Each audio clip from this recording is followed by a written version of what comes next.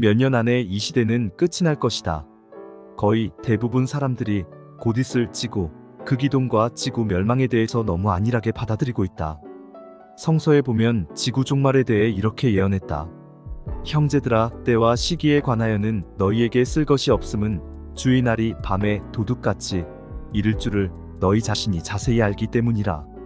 그들이 평안하다, 안전하다 할 그때에 임신한 여자에게 해산의 고통이 이름과 같이 멸망이 갑자기 그들에게 이르리니 결코 피하지 못하리라. 데살로니가전서 5장 1절에서 3절. 바울은 사람들이 가장 안전하다, 평안하다며 안심할 때 지구 멸망이 온다고 말한다.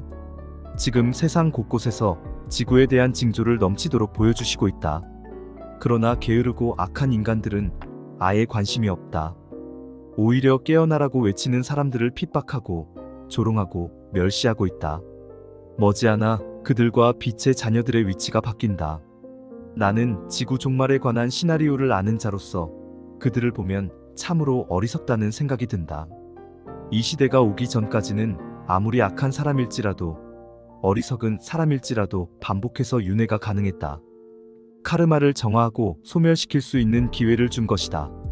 그 과정을 통해 영적 성장을 이루기를 바랐던 것이다. 지구 종말 때 그동안 허용되었던 영혼의 갱생, 재생 프로그램인 윤회의 법칙도 사라진다. 사람이 죽고 나면 가게 되는 사후세계도 폐쇄된다. 천국과 지옥, 연옥, 이러한 사후세계는 어둠이 인류를 가두기 위해 만든 홀로그램의 4차원 가짜 사후세계이기 때문이다.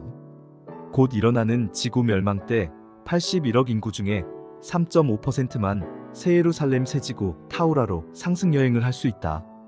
나머지는 소멸된다는 말이다. 1차 휴거 때는 살아있는 상태에서 상승을 하지만 그 후로는 세계 단일정 부채제 하에서 지옥을 경험하면서도 짐승의 표를 받지 않고 창조주에 대한 믿음을 유지한 자들만이 상승할 수 있는 기회가 주어진다.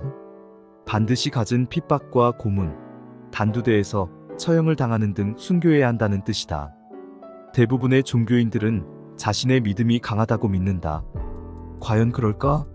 몇 년 후 세계 단일정부 통치하에 믿음을 시험받느라 단두대에 끌려간다면, 자녀들의 생명마저 위태로운 상황에 직면한다면 어떻게 될까? 그런 상황에서도 그들의 믿음이 흔들리지 않을 수 있을까? 내가 보기에 96.5%는 잠시 믿음을 내려놓고 자신의 목숨과 자녀들의 목숨을 구걸할 것이다. 자신이 믿는 신에게는 회개하여 용서를 구하면 된다고 여길 것이기 때문이다.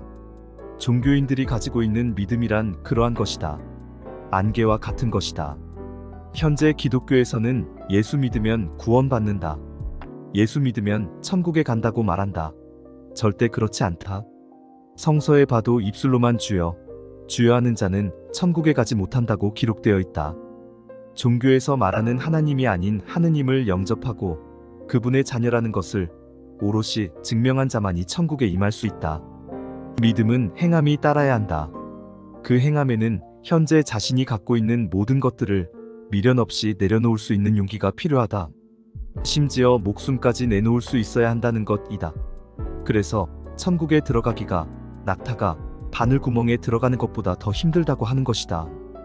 깨어나 신성을 회복한 자들은 아버지 창조주를 제대로 알고 있다.